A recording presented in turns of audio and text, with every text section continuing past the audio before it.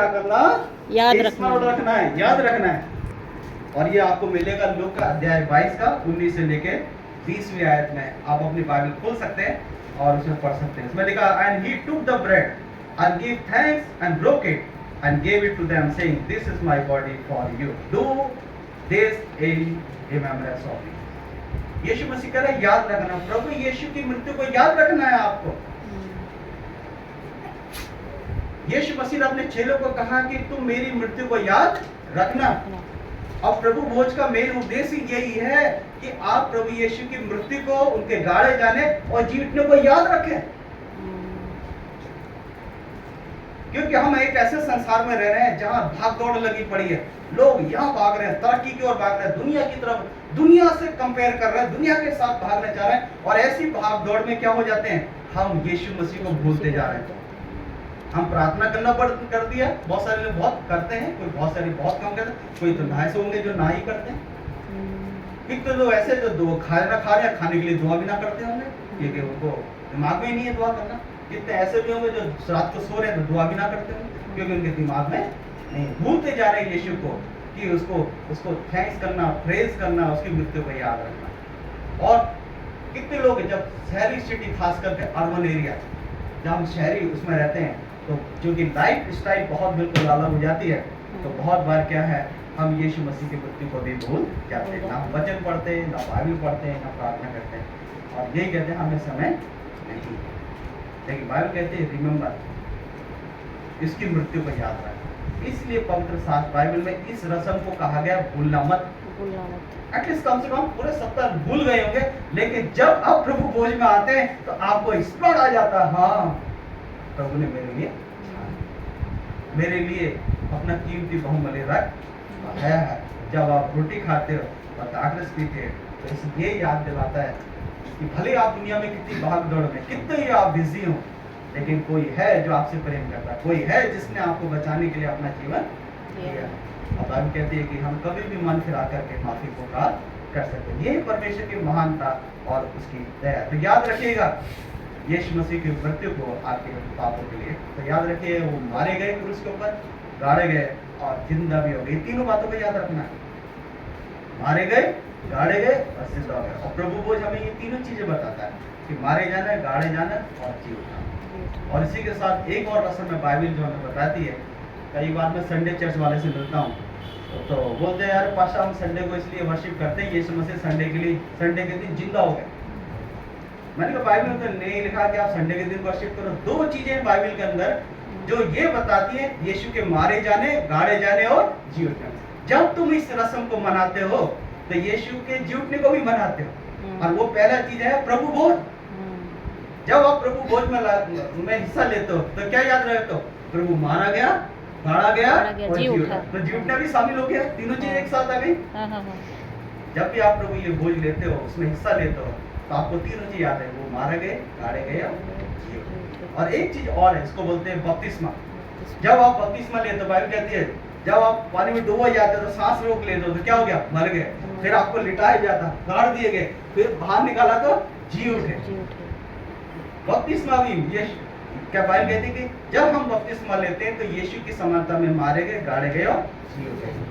इसकी समानता में एक नए जीवन में हम होते हैं। तो ये दो रस्म हैं जो हमें यीशु के मारे जाने, गाड़े जाने और जीतने को याद दिलाती है। तो हमें संडे वर्शिप करने की कोई जरूरत नहीं है ना। इस चीज को भी आप स्मरण रखें। प्रभु ने आपको ये पहले बता दिया, रोटी तोड़ी एक फोटो है ताकि बहुत सारे लोग उसको देख सके। ओके, अब आज नेक्स्ट छठे नंबर पर लिखा हुआ, इसमें लिखा रिमेम्बर द सैबथ डे। तो विश्राम दिन को क्या करना, पवित्र मानने के लिए स्मरण रखना। सब्त के दिन को भी याद रखना। प्रभु को पता है लोग भूल जाएंगे। पता ये आज से 3500 साल पहले प्रभु ने कहा, लिखा उन्होंने और मूसा को लेके दे दिया और कहा कि लोगों से बोलना इस दिन को पवित्र मानने के लिए स्मरण रखना। 3500 साल से ये बात बढ़ाई जा रही है। खुदा को पता है कि समय आएगा, ऐसा आने वाला, ऐसा टाइम आएगा जब लोग पवित्र शब्द के महत्व को समझ नहीं पाएंगे और उसकी इंपॉर्टेंस बनेगी, और दुनिया में भाग दौड़ में इतने व्यस्त हो जाएंगे और वो इस जगह की जगह दूसरे दिन को अपना लेंगे। आज आप देख लीजिए, शब्द को भूल गए और सबने किसको ग्रहण कर लिया, संडे। सबके दिमाग में संडे छाया हुआ है, संडे संडे संडे। गूगल पे भी बहुत जगह अगर आप सबत का दिन या 7वां दिन खोजेंगे तो वहां भी संडे दिखाई देता है। तो खुदा को पता है कि ये वो दिन है, ये पवित्र दिन है, खास दिन है। हम विश्वासियों को याद रखना, इस दिन को भूलने की जरूरत नहीं है, क्योंकि खुदा ने ये बोला याद रखना, इसका मतलब बड़ी महत्वपूर्ण चीज है। और दूसरी चीज क्या है, याद रखने का मतलब भूलना मत। खुदा को पता है लोग भूल जाएंगे, इसलिए खुदा ने 10 आज्ञाओं में लिख के दिया कि लोग जब भी इन 10 आज्ञाओं पर निभाए डालें तो उनको याद रखें कि सबत का दिन कितना महत्वपूर्ण है। और जब हमारा प्रभु यीशु मसीह खुद इस दुनिया में आए, उन्होंने ये खुद अपने जीवन से दिखा दिया कि सबत का दिन कितना महत्वपूर्ण है। बाइबल कहते हैं कि लूका अध्याय 4:12 में लिखा है कि वो अपनी रीति के अनुसार हर दिन सबत के दिन आराधनालय में जाया करते, खुद जाया करते थे। आज्ञा देने वाला ही खुद आज्ञा का पालन कर रहा है। आज्ञा का देने वाला, सबत की आज्ञा को देने वाला खुद जब इस दुनिया में आया तो सबत की आज्ञा का वो पालन खुद करते हैं, अपने जीवन से दिखाते हैं। अब प्रकाश, यदि आप प्रेरितों के काम में जाइए, चेलों, बाइबल कह रहे हैं कि चेले भी अपने सबत के दिन सबत के दिन ही करते थे, पालन करते थे, आराधनालय में जाकर। तो सबत के दिन को हमें बहुत जरूरी है याद रखना, यीशु की बात कि सबत के दिन को अवश्य याद रखें। बाकी आप ये पढ़ सकते हैं निर्गमन अध्याय 20 उसका 8 से लेकर 11 तक, ठीक है। फिर आगे लिखा है remember where you have fallen, याद रखो तुम कहाँ गिर चुके हो। बड़ी महत्वपूर्ण चीज, सातवीं और आखिरी है। कितनी चीज हमें बताई गई, याद रखना, याद रखना। अब ये भी कहा गया याद रखना तुम कहाँ गिर चुके हो। अब आप सोच रहे हो मैं कहाँ गिर चुका हूँ, या आपको अपने दिल में देखना। तो मैं चाहता हूँ प्रकाशित वाक्य अध्याय 2 और उसकी 5वीं आयत पढ़ेंगे। सोचेत कर कि तू कहाँ से गिरा है और मन फिरा और पहले के समान काम कर, और यदि तू मन न फिराएगा तो मैं तेरे पास आकर तेरी दीवट को उस स्थान से हटा दूंगा। हाँ, आमीन। तो यहाँ बाइबल में लिखा प्रकाशित वाक्य में यीशु मसीह हेवन से बोल रहे हैं कि याद रख, एफएसएस की कलीसिया को बोल रहे हैं, जो प्रकाशित वाक्य में 7 चर्चा जो पहली कलीसिया में लिखा है, याद रख तुम लोग कहाँ गिर चुके हो। और उसमें लिखा यीशु मसीह उनकी तारीफ भी कर रहे हैं, मुझे पता है कि तू झूठी शिक्षा से परे रहता। प्रभु तारीफ कर रहे हैं, मैं जानता हूँ कि निकोलियों की शिक्षा से तू नफरत करता, अच्छा काम करता है। मुझे ये भी पता है कि तू दुख उठाता, मुझे पता है, मैं तेरे कठिन मेहनत को भी जानता हूँ। और तू ये कि तू दुख उठाते उठाते मेरे लिए नहीं था, मैं ये भी जानता हूँ। प्रभु तारीफ करते हैं, लेकिन कह रहे हैं कि मुझे तेरे विरुद्ध एक बात कहनी है कि तू गिर चुका है। सब बातों में अच्छा है, दुख भी उठाता है, झूठी शिक्षा पसंद नहीं करना, झूठी बात पर ध्यान नहीं देता है, सही का मार्ग बोलता है, लेकिन क्या एक कमी रह गई है, तू गिर चुका है। और वो किस बात में गिर चुका है, यही देखिए प्रकाशित वाक्य अध्याय 2 उसका 4वीं आयत को पढ़ दीजिए हमारे बीच में, देखते हैं किन बातों में गिर चुका है। बाइबल कहती है, हाँ पढ़िए, कोई क्या लिखा प्रकाशित वाक्य अध्याय 2 का 4th वर्ष 4वीं आयत। पर मुझे तेरे विरुद्ध यह कहना है कि तू अपना पहला सा प्रेम छोड़ दिया है। हाँ, तेरे अंदर ये कमी आ गई है कि तूने पहला सा प्यार क्या कर दिया है, छोड़ दिया है। इसका मतलब क्या हुआ, एक समय थे जो एफएससी की कलीसिया को, ये चर्च कहाँ पे था आपको पता है, ये टर्की में, आज तुर्की जानते हैं, तुर्की मुस्लिम देश है, उस देश में पहली सेंचुरी में ये सारे चर्च वहां थे। 7 चर्चों का जो वर्णन है ये सब तुर्की में पाए जाते हैं, और तुर्की क्रिश्चियन कंट्री था, आपको पता है, मिशनरी कंट्री था, वर्ल्ड का सेंटर। पॉलिस की तमाम यात्राएं उधर से होके जाती थी, और टर्की में ये सारी चर्च वहां पे थे।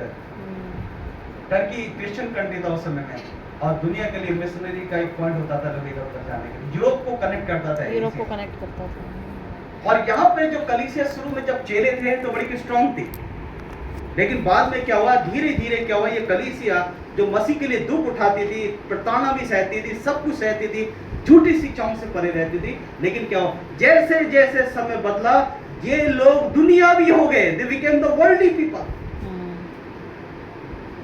जैसे इनके पास धन दौलत पैसा आया, ये दुनियावी होते चले गए, दुनिया के साथ चलने लगे, और अपने परमेश्वर सुख क्या हो गए, भूलते चले गए। जब इंसान दुनियावी बन जाता है ना, तो प्रभु पहला स्थान नहीं रहता उसके लिए। प्रभु यीशु मसीह दूसरा, तीसरा और चौथा भी हो सकता है। उनकी प्रायोरिटी चेंज हो जाती है, उनकी प्राथमिकता चेंज हो जाती है। जब यहाँ के लोग सक्षम हो गए, पैसे वाले हो गए, दुनियावी होते चले गए, तो उनकी प्रायोरिटी चेंज हो गई। उनके मसीह के लिए उनका प्रेम क्या हो गया? कम हो गया। वो दुनिया से पहले प्रेम कर रहे हैं, मसीह से बाद में। पहले दुनियावी बातों को महत्व दे रहे हैं, प्रभु यीशु मसीह को हो सकता है तीसरे या चौथे नंबर पे। मैं एक बार की बात है, जब राजस्थान में भीलवाड़ा एक जगह है, और आज ही का दिन था जब हम वहाँ पर प्रभु भोज था, क्योंकि ज़्यादातर मेंबर वहाँ पे शाम के समय आते हैं, सुबह चर्च नहीं होता था, तो वहाँ पे चर्च होता था 4 बजे, 4 से लेके 5:30 बजे तक हम लोग करते थे वहाँ। तो हमारे एक मेंबर थे, उनका अपना स्कूल चलता था, और हमने 2 सप्ताह पहले अनाउंसमेंट कर दिया था कि आने वाले शनिवार को क्या है? प्रभु भोज है। कितने भी काम हो, सारे काम एक तरफ रखे, लेकिन आपको प्रभु के भवन में आना है उससे, क्योंकि ये महीने में हम 3 बार में 1 बार रस्म करते हैं अपने चर्च के अंदर, तो ये बहुत महत्वपूर्ण होती है, आप इसके अंदर आए। तो चर्च सर्विस शुरू हो गई और टाइम हो गया, प्रभु भोज भी शुरू हो गया, और एक परिवार नहीं आया, बाकी सब आए, एक परिवार नहीं आया। फिर मैंने उनको संडे को फोन लगाया, पूछा, मैंने कहा भाई क्या बात है, आप सब आए, आप नहीं आए, क्या कारण रहा? अरे पैसों मैं बहुत बिजी था, मैं कल नहीं आ पाया। मैंने कहा आप बिजी रहिए, बिजी रहना अच्छी बात है, लेकिन ऐसा भी कौन सा काम था जो आप प्रभु को छोड़ के, प्रभु के पवित्र इसको बात को छोड़ कर आप नहीं आ पाए? ऐसा कौन सा काम हो सकता है? तो बोला कि वहाँ पे कोई फलाना स्कूल है, क्योंकि वो छोटा सा स्कूल चलाते थे 8वीं तक, तो किसी ने एक अच्छा जो स्कूल चलता था 12वीं वाला, उन्होंने एनुअल फंक्शन रखा हुआ था। क्या रखा था? Annual function. वहाँ चले गए होंगे चीफ तो गेस्ट बन के। हमें उन्होंने बुलाया था, तो हम एनुअल फंक्शन अटेंड करने चले गए। तो मैंने कहा एनुअल फंक्शन कब स्टार्ट हुआ? तो कह रहे वो तो 6 बजे हुआ। तो मैंने कहा 4 बजे तो आ सकते थे ना। आपने प्रायोरिटी चेंज कर दी, आपने प्रभु को दूसरा स्थान दिया और एनुअल फंक्शन को पहला स्थान दिया। आप गिर चुके हैं, आत्मिकता में गिर चुके हैं। आपको यीशु नहीं चाहिए, तुम्हें दुनिया की शान शौकत चाहिए। वहाँ पे खड़ा होऊंगा, टाई लगाऊंगा, फूलों की माला डलेगी और मेरी तारीफ। अभी कहती है कि खुदा अपने लोगों को घोड़े से उठा के बड़े बड़े लोगों के सामने बैठा दे। मैंने कहा याद करो तुम्हारा बाप क्या करता। हम उनके बाप को जानते थे, हमें पता है उसका बाप जो है सफाई का काम करता है, पता। और उनके बाप का नाम था अफजल मसीह, रामपुर, यूपी का जिला जानता है रामपुर, अफजल मसीह। उन्होंने क्रिश्चियन लड़के शादी करी, उसके बाद वो राजस्थान में चले गए। वहाँ पे उनके बच्चे पढ़े लिखे समझदार हो गए और उन्होंने अपना स्कूल खोल लिया, सक्षम हो गए। जब सक्षम हो गए तो क्या हो गया? प्रभु दूसरे नंबर पे हो गए और दुनियावी चीज पहले नंबर। तुम कहाँ गिर चुके हो? यदि आप मसीह को अपने जीवन में पहला स्थान नहीं दे रहे हो, इसका मतलब आप गिर चुके हो। ठीक है, कोई बीमार हो सकता है, एक अलग बात है। कोई बीमार आप देखने गए, अच्छी बात है। सब्त के दिन आप नहीं आए, आप बीमार थे, कोई चले गए, इमरजेंसी, एक अलग बात है। लेकिन जो कि वो 6 बजे जा सकते थे, 7 बजे भी जा सकते थे, कोई मना कर देता है? गेस्ट के तौर पर बुलाया तो जा सकते, लेकिन उन्होंने चर्च सर्विस को छोड़ दिया, प्रभु भोज को इनकार करके, और वो ना गए।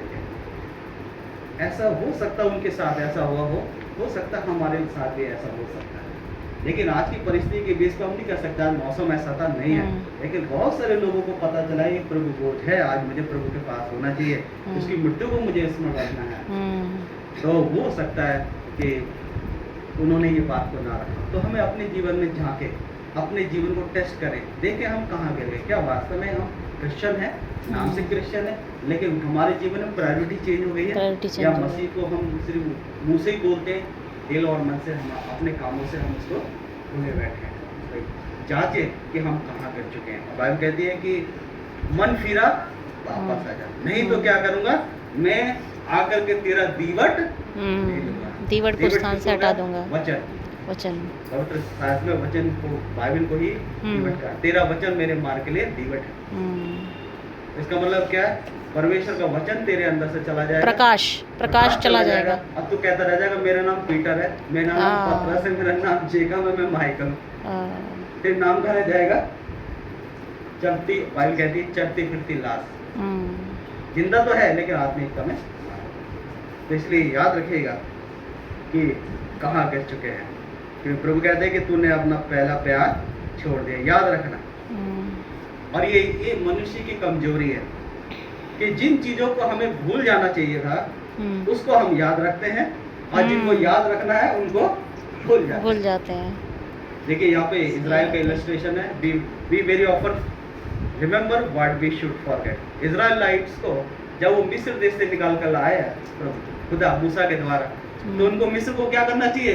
भूल जाना था। मिस्र किस बात का प्रतीक है? मिस्र पाप का प्रतीक है, गुलामी का प्रतीक है।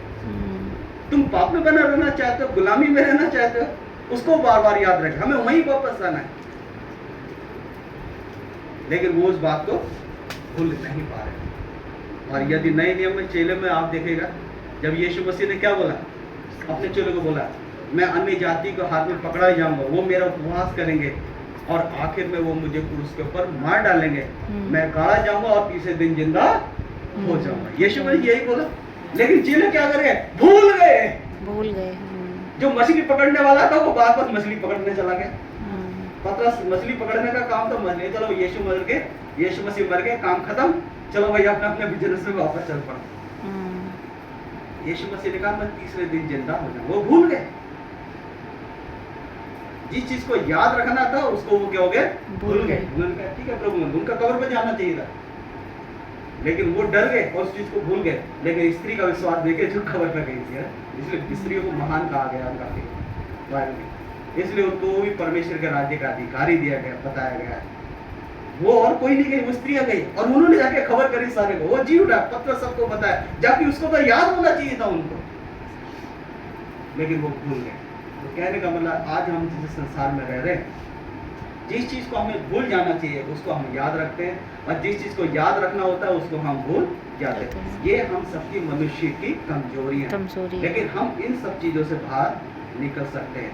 और इसमें लिखा है कि if we want to have eternal life, यदि हम अनंत जीवन चाहते हैं, स्वर्ग के राज्य में प्रवेश करना चाहते हैं, तो आइए हम आत्मिक बातों को भी याद रखें, आत्मिक बातों को याद रखें, उन्हें भूलें ना और उनका पालन भी करें। स्पिरिचुअल ट्रूथ्स और ऑब्जर्व करें, आत्मिक सच्चाइयों को पालन करें, उनको याद रखें, उनका पालन करें। और जब हमारा मसीह यीशु मसीह आएगा तो यदि हम जीवित रहे हम जीवित ही प्रवेश करेंगे, और यदि हम मर भी गए तो प्रभु यीशु मसीह दुनिया के किसी भी कोने में कब्र में हम दफन है, प्रभु यीशु मसीह हमें वहां से भी जीवित करके लेके जाएंगे। जहाँ हमारा यीशु मसीह रहे वहाँ हम खुदा यीशु मसीह आपको बहुत बहुत बरकत दे, बहुत आशीष दे कि आप सबक को याद रखें, उसकी मृत्यु को याद रखें, उसके दूसरे आगमन को याद रखें, और आपका माइंड आसमानी बातों पे लगा रहे। इसलिए बात करिए, पॉल क्या कहता है, set your mind on about things, स्वर्गीय वस्तुओं की मन को आसमानी बातों पे